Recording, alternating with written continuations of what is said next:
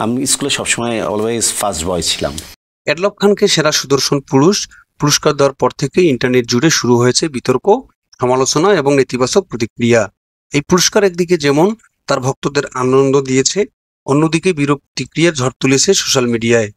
এই বিতর্ক আসলে কোন পথে নিয়ে যাচ্ছে অ্যাডলব খানের ক্যারিয়ারকে? পুরস্কার ঘোষণার পরপরই ফেসবুক, টিকটক এবং টুইটারে হাজার হাজার নেতিবাচক মন্তব্য ছড়িয়ে পড়ে। অনেকেই বলেছেন, সৌন্দর্য কি শুধু বাহ্যিক রূপ? আবার কেউ কেউ লিখেছেন, অন্য যোগ্য প্রার্থী থাকা সত্ত্বেও কেন অ্যাডলব খানকে নেওয়া হলো? এই প্রতিক্রিয়াগুলো শুধু সমালোচনা নয়, অনেক সময় কটাক্ষে পরিণত হয়েছে। অনেকেই মনে করছেন এটি ছিল পরিকল্পিত একটি প্রচার কৌশল, যাতে বিতর্ক তৈরি করে সোশ্যাল ট্রেন্ড বানানো যায়। এই নেতিবাচক প্রতিক্রিয়ার ফলে সোশ্যাল মিডিয়ার বিভিন্ন গ্রুপ এবং পেজে অ্যাডলব খানের বিরুদ্ধে ক্যাম্পেইন চালানো হচ্ছে। অপরদিকে শাকিব খান বাংলা চলচ্চিত্রের এক উজ্জ্বল নক্ষত্র। দীর্ঘ 2 দশকের ক্যারিয়ারে তিনি উপহার দিয়েছেন অসংখ্য হিট ছবি। তার অভিনয়ের স্টাইল, ডায়ালগ ডেলিভারি এবং স্টারডমের কারণে ভক্তদের কাছে তিনি কিং খান হিসেবে পরিচিত।